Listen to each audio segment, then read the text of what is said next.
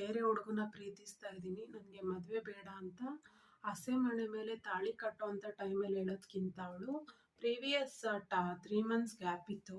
ಮತ್ತು ಚೌಲ್ಟ್ರಿಗೆ ಕರ್ಕೊಂಡಾಗ ರಿಸೆಪ್ಷನ್ ಟೈಮಲ್ಲಿ ಗ್ಯಾಪ್ ಇತ್ತು. ಇವಾಗ ಅವರು ಮದುವೆಗೆ ಅಡುಗೆ ಊಟ ಮಾಡಿಸಿರ್ತಾರೆ, ಚೌಲ್ಟ್ರಿ ಬುಕ್ ಮಾಡಿರ್ತಾರೆ. ಅದೆಲ್ಲ ದೊಡ್ಡ ಫೈನಾನ್ಷಿಯಲ್ ಲಾಸು, ಮೆಂಟಲ್ ಲಾಸು ಮತ್ತು ರೆಸ್ಪೆಕ್ಟ್ ಇಶ್ಯೂಸ್ ಎಲ್ಲ ಬರುತ್ತೆ. ಸೊ ಈ ಥರ ವುಮನ್ಗೆ ಎಷ್ಟೇ ಒಂದು ಪವರ್ ಬಂದ್ರೂ ವುಮೆನ್ ಒಂದು ಲಾಯಾಲಿಟಿ ಸ್ಟೇಟಸಿಂದ ನಡ್ಕೋಬೇಕು ಅಂತ ನಾನು ಹೇಳ್ತೀನಿ.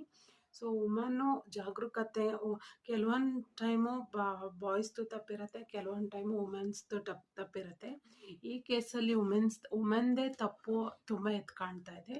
ಅವಳು ಏನೇ ಒಂದು ಟೈಮ್ ಇರ್ಬೋದು, ಬಟ್ ಅವಳು ಕನ್ಫೆಸ್ ಮಾಡಿದರೆ ಫಾದರ್ ಜೊತೆ ಅಥವಾ ಹುಡುಗನ ಮನೆಯವ್ರ ಜೊತೆ ಹೇಳಿದರೆ ಅವ್ರು ಇಷ್ಟೊಂದು ಮುಂದುವರಿತಾನೆ ಇರಲಿಲ್ಲ, ಇಷ್ಟೊಂದು ಲಾಸ್ ಆಗ್ತಾನೆ ಇರಲಿಲ್ಲ.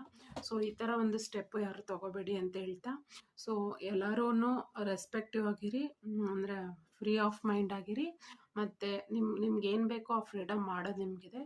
ಬಟ್ ಬೇರೆಯವ್ರ ಮರ್ಯಾದೆನ ತೆಗೆದು ಮಾಡೋ ಅಂಥದ್ದು ಏನೂ ಇಲ್ಲ. ಸೊ ಎಲ್ಲರೂ ಒಂದು ಲಾಯಾಲಿಟಿ ಆಗಿರಿ, ನಿಮ್ಮ ಅಪ್ಪ ಅಮ್ಮನಿಗಾಗಲಿ, ಸೊಸೈಟಿಗಾಗಲಿ ಮತ್ತು ನಿಮ್ಮ ಫ್ರೆಂಡ್ಸ್ಗಾಗಲಿ ಲಾಯಾಲಿಟಿ ಆಗಿರಿ. ಸೊ ಈ ವ್ಲಾಗ್ನ ನೋಡೋದಕ್ಕೆ ತುಂಬ ಥ್ಯಾಂಕ್ಸ್. ನೆಕ್ಸ್ಟ್ ವ್ಲಾಗ್ನೊಂದಿಗೆ ನಿಮ್ಮನ್ನು ಭೇಟಿ ಆಗ್ತೀನಿ. ಅಲ್ಲಿವರೆಗೂ thank you. Suma signing off. Bye.